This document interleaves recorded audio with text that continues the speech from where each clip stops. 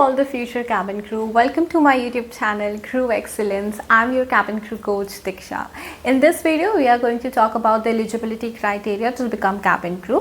So इससे आपका question और doubt दोनों clear हो जाएंगे कि क्या आप cabin crew बन सकते हैं. So watch the video till the end. I will also try to provide you with the solutions as much as possible. So let's begin.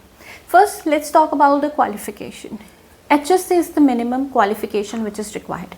सभी इंडियन एयरलाइंस में HSC is the minimum required qualification. कुछ international airlines हैं जो graduation मांगते हैं, but gulf airlines जैसे Qatar Airways, Emirates, Etihad, they ask for 12th only.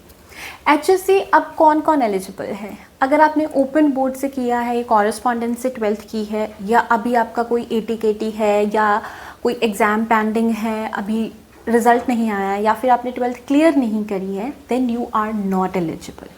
आपके अगर 12th रेगुलर नहीं है तो या तो आप 12th रेगुलर कर लो या फिर रेगुलर से ग्रेजुएशन कर लो, तब आप एलिजिबल हो जाओगे. बट मार्क्स का कोई क्राइटेरिया नहीं होता है. Now let's talk about the height. Height बहुत ही ज़्यादा क्रूशल होती है क्योंकि ये रिक्वायरमेंट होता है बाय द DGCA. क्यों? क्योंकि ये सेफ्टी के अंडर आता है. जो एयरक्राफ्ट्स होते हैं, एयरक्राफ्ट्स में ओवरहेड बिन्स होते हैं जहाँ पे हम लगेज रखते हैं, वहाँ पर ही ऊपर हम लैच करके रखते हैं सेफ्टी इक्विपमेंट्स जैसे कि fire fighting equipment, oxygen bottles, first aid kits etcetera. Cabin crew का मेन रोल होता है in the flight about the safety. They have to take care of the safety of the passengers on board. Now imagine कहीं आग लग गई aircraft में, you are responsible to fight the fire, but आपका हाथ ही नहीं जा रहा है फायर फाइटिंग इक्विपमेंट पे और आप वो निकाल ही नहीं पा रहे हैं, तो आप आग बुझाएंगे कैसे? किसी को ऑक्सीजन चाहिए, आप ऑक्सीजन बॉटल ही नहीं निकाल पा रहे, you have to take help from some passenger और द फेलो क्रू मेंबर कि मुझे कोई ऑक्सीजन बॉटल निकाल के दे दो. सो जस्ट इमेजिन, जो आपकी मेन रिस्पॉन्सिबिलिटी अगर आप वही नहीं कर सकते हैं, then there is no use of you hiring as a cabin crew member. इसीलिए वो हाइट में कंप्रोमाइज़ नहीं करते हैं. 155 सेंटीमीटर मिनिमम हाइट है तो 154 या 153 में वो आपको हायर नहीं करेंगे. मेरे पास बहुत सारे स्टूडेंट्स क्वेश्चन पूछते हैं कि मैम मेरी 2 सेंटीमीटर हाइट कम है, 1 सेंटीमीटर हाइट कम है, अगर मेरी कम्युनिकेशन स्किल्स अच्छी हुई तो क्या मुझे ले लेंगे, कंप्रोमाइज़ कर लेते हैं? नहीं. ग्रूमिंग में, स्कार्स में, बाकी हर चीज़ में दे कैन कंप्रोमाइज़ क्योंकि वो एयरलाइन का इंटेक होता है. It's about the airline reputation, the status. तो ग्रूमिंग में एडजस्ट कर लेते हैं बट हाइट में नहीं करते हैं. सो यदि आपकी 1-2 सेंटीमीटर हाइट कम है, आप स्ट्रेचिंग से, एक्सरसाइजेस से, डाइट से 1-2 सेंटीमीटर इंक्रीज़ कर सकते हैं तो आप करें, उसके बाद अप्लाई करें. अगर नहीं है then please don't waste your time in applying और इन ट्राइंग. आप कैबिन क्रू नहीं बन सकते हैं. Please accept that. I know it is hard to accept that, but you will have to accept it and you have to move forward. There are many other professions to choose. You can do that. Okay? Now, I would suggest कोई भी medical treatment नहीं लेना है, कोई surgery नहीं करवानी है height increase करने के लिए. It can be really lethal or harmful. Okay? Now let's talk about the other criteria. The BMI. BMI is basically body mass index, यानी आपकी age, हाइट और जेंडर के हिसाब से आपका अप्रोप्रिएट वेट कितना होना चाहिए, which should not be less, which should not be more. तो जो BMI होता है वो मोस्टली 20 to 23 ऐसा रहता है. नाउ द थिंग इज़, आपका जो वेट है वो अप्रोप्रिएट होना चाहिए. तो आप चेक करो कि हर एक एयरलाइन का BMI रिक्वायरमेंट कितना है और आपकी हाइट के अकॉर्डिंगली आपका वेट उतना होना चाहिए.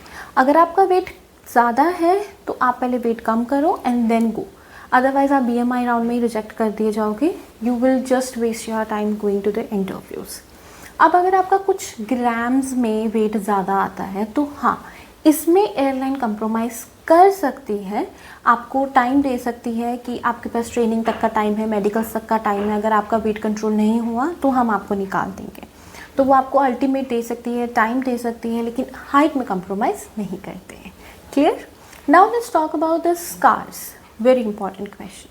Now one thing you have to be very clear of, scars visible area में नहीं होने चाहिए. यानी आप जिस भी एयरलाइन के लिए अप्लाई कर रहे हो, you have to search the uniform of that airline. Cabin crew का एक्चुअल यूनिफॉर्म क्या है, राइट? अब उस यूनिफॉर्म को पहनने के बाद कितना विजिबल एरिया है, कितनी विजिबल स्किन है आपकी बॉडी में, you have to make sure कि उस विजिबल पार्ट में किसी भी तरह का मेजर स्कार या मार्क नहीं हो. Now this is for female cabin crew. आप जितना स्कार्स और मार्क्स कंसील कर सकते हैं, मेकअप से हाइड कर सकते हैं, वो एक्सेप्टेबल है. Anything that can be hidden either by using makeup और under the uniform is acceptable.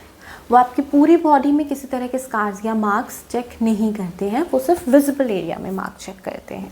Okay, no one is that perfect कि पूरी बॉडी में कहीं किसी तरह का कोई स्कार नहीं हो, ऐसा नहीं होता है. फेस पे भी चलेगा, अगर आप कंसीलर यूज़ करके या मेकअप करके उसे हाइड कर सकते हैं, इट इज़ एक्सेप्टेबल.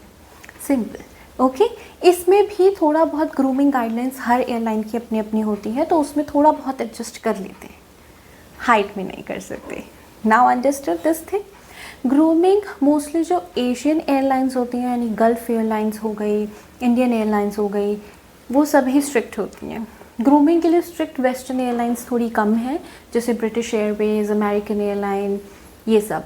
लेकिन बाकी सभी एयरलाइंस, एशियन एयरलाइंस स्ट्रिक्ट हैं ग्रूमिंग के लिए, वेदर इट इज़ कतार एयरवेज, एमिरेट्स, एतिहाद, सिंगापुर एयरलाइन, मलेशियन एयरलाइन और any Indian airline.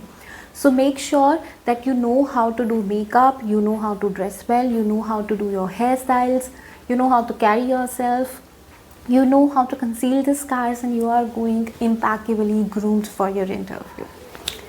Now let's talk about hair and other things. So yes, if you have a lot of baldness, then that is not acceptable. But again, कुछ airlines में wigs allowed होती हैं, तो आप wigs carry कर सकते हैं. But that totally depend on their grooming guidelines. तो हाँ, इन सब चीज़ों की वजह से आप अपना इंटरव्यू देना रोकें नहीं, आप इंटरव्यूज़ दे सकते हैं. And then you can check the eligibility criteria of the airline, और you can give it a try. अगर एयरलाइन ने एक्सेप्ट कर लिया देन फाइन, अगर नहीं किया आप दूसरी एयरलाइन ट्राई कर लो. It's that simple. Now let's talk about the teeth.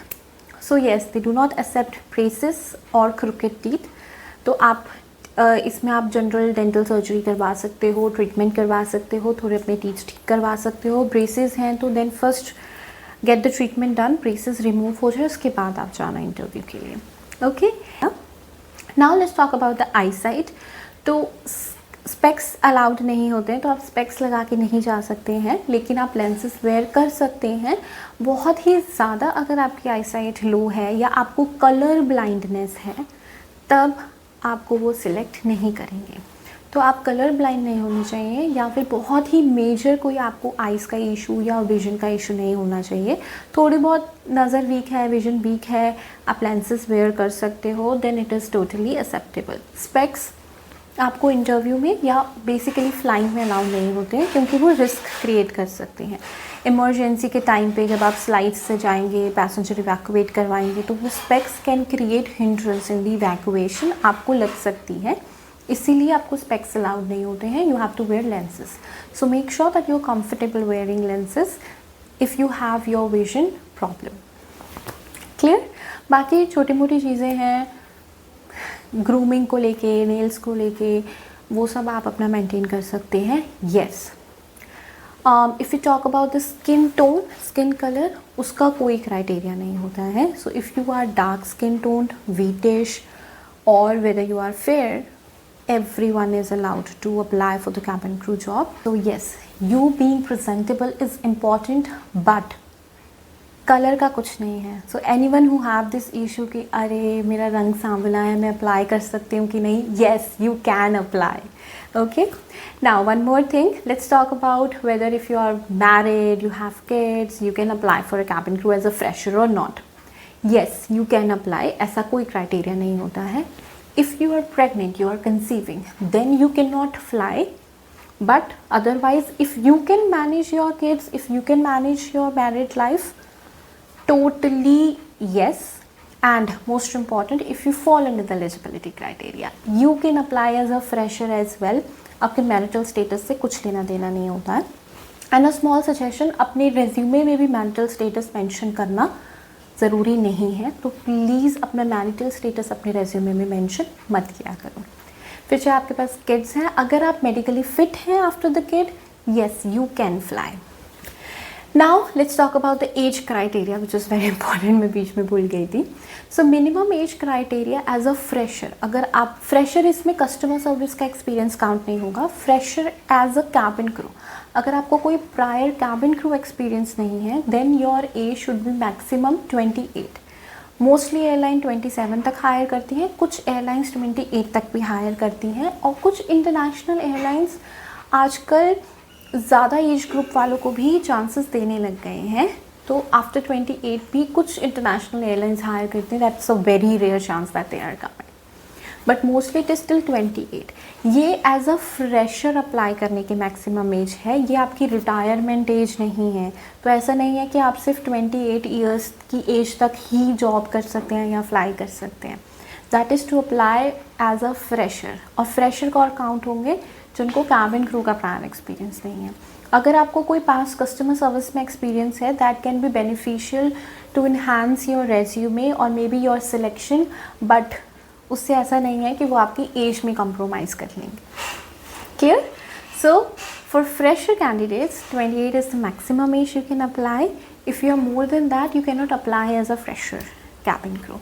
Experience के लिए डिफरेंट होता है डिपेंडिंग ऑन आपको कितने साल का एक्सपीरियंस है, कौन सी एयरलाइन में अप्लाई कर रहे हो। रिटायरमेंट एज, तो रिटायरमेंट एज जो ऑफिशियल होती है वही होती है, ऐसा नहीं है कि आप सिर्फ 28 ईयर्स तक फ्लाई कर सकते हैं।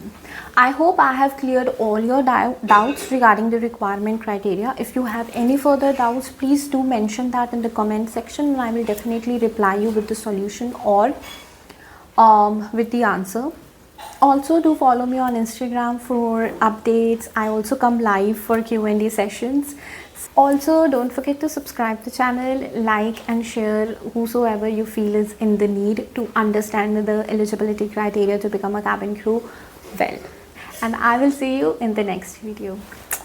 Bye. Happy learning.